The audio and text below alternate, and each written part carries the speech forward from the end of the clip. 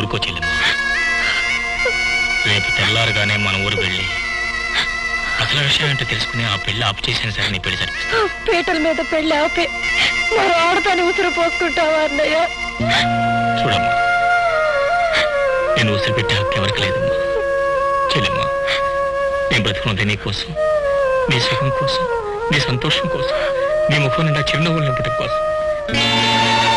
నీకెవరు ఎలాంటి అన్యాయం తెలిపెట్టా నేను సహించలేనమ్మా, నేను భరించలేను.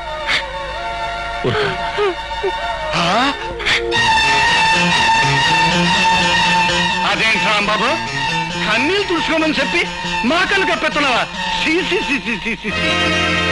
కోటీశ్వరుడి కొడుకు నువ్వు బతికేది ఒక పని మనిషి కోసమా? అబ్బాబ్బా, ఏం బాలేదు.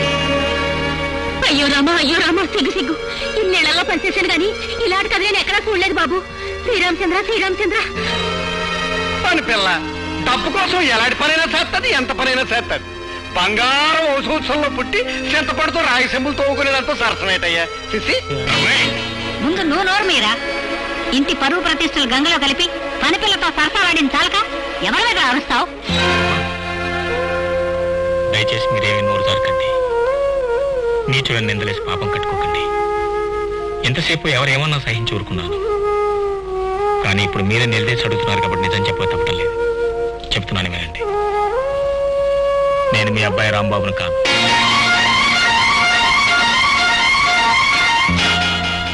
మీ పని పిల్లకి స్వయానా తోడబుట్టిన అన్నయ్య.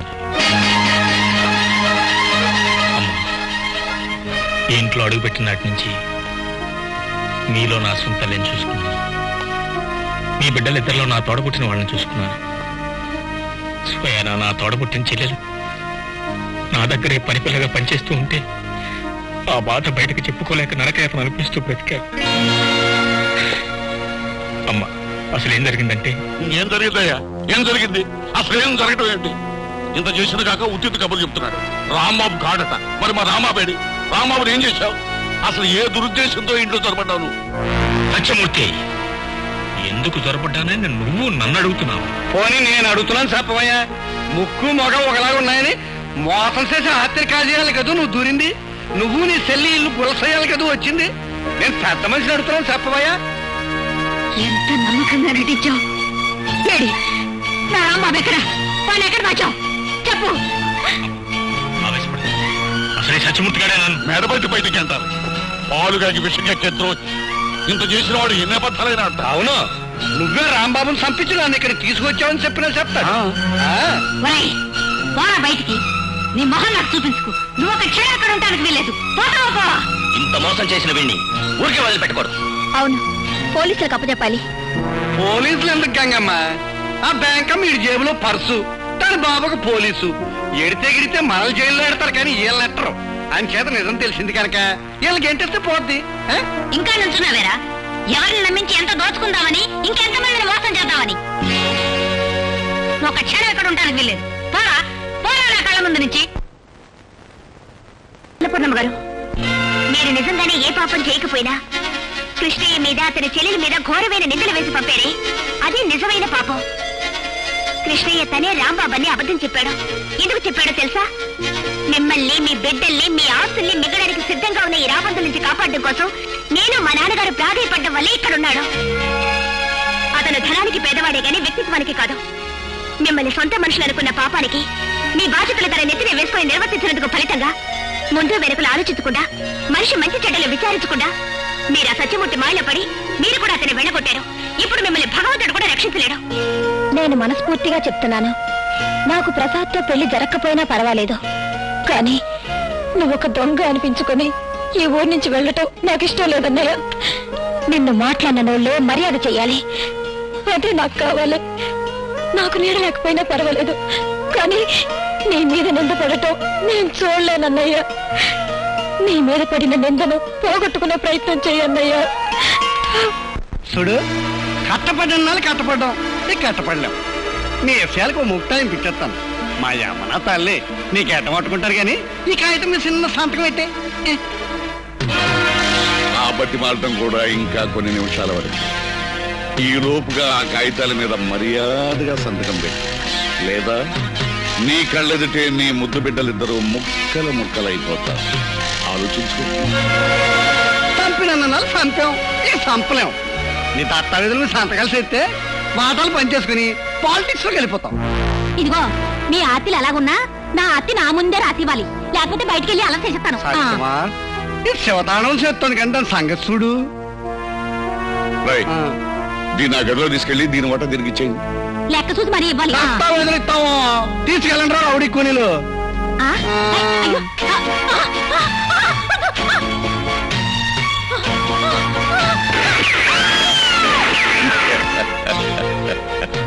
విన్నావుగా, దానికి పట్టిన గట్టి అమెరికాలో నీ కొడుకు పట్టింది. ఇప్పుడు ఈ ఇద్దరు బిడ్డలకు కూడా పట్టబోతోంది. మర్యాదగా ఆలోచించి ఆ కాగితాల మీద సంతకాలు పెట్టు. ఏటయ్యా సత్యమా, అది గొడ్రాలేటి?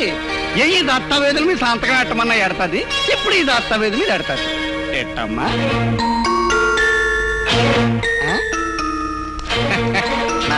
నా తల్లి ఎట్టు.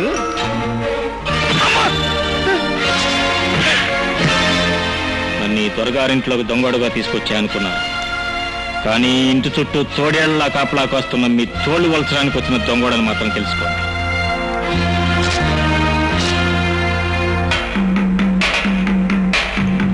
రౌడీ కూలీలు సత్యమా. రైట్,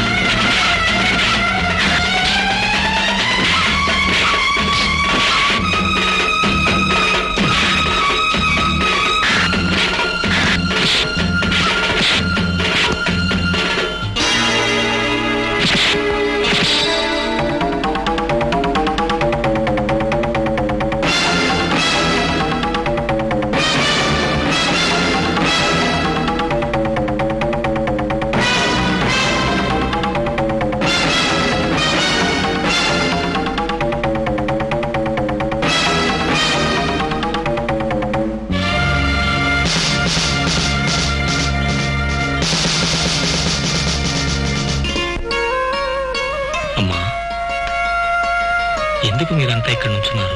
కృష్ణయ్య, ఎక్కడి నుంచో దేవుళ్ళ వచ్చి మా సమస్యలన్నీ తీర్చావు. మా వల్ల నిందపడి కూడా మాకు మేలే చేశావు. నువ్వు అలా చేయకపోతే ఇక్కడ ఈ రోడ్డు మీద పడి ఉండాల్సిన వాళ్ళమేగా.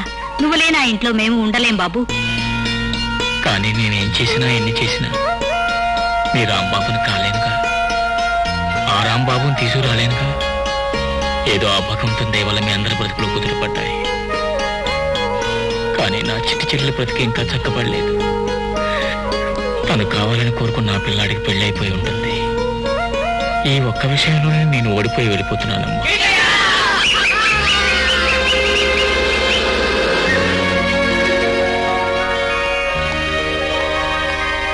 ఎలా జరుగుతుందయ్యా పెళ్లి? వెళ్ళిందెవరు అనుకున్నావు? డిఏజీ ప్రభాకర్. నేను అమ్మాయి కలిసి మీ ఊరు వాడంతా నానా భీభత్సం చేసి పెళ్లి కొడుకుని తీసుకొచ్చాం. రే దించండి రా ముద్దాయి.